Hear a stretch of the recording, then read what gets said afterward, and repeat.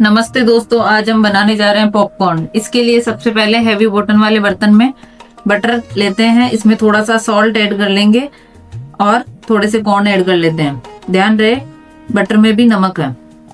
इनको गैस पर रखकर गर्म होने रख देंगे।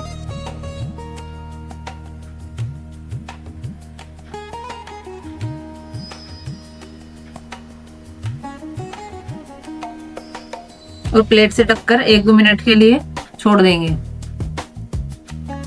और बीच बीच में थोड़ा सा हिला देंगे।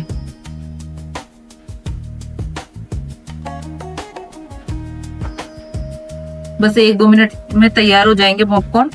बच्चों की छुट्टियां स्टार्ट हो गई है। शाम होते होते बच्चों का कुछ डिफरेंट खाने का मन हो जाता है, इसलिए घर पर ही थोड़े से कॉर्न से बनाइए ढेर सारे पॉपकॉर्न और बच्चों के साथ एंजॉय कीजिए।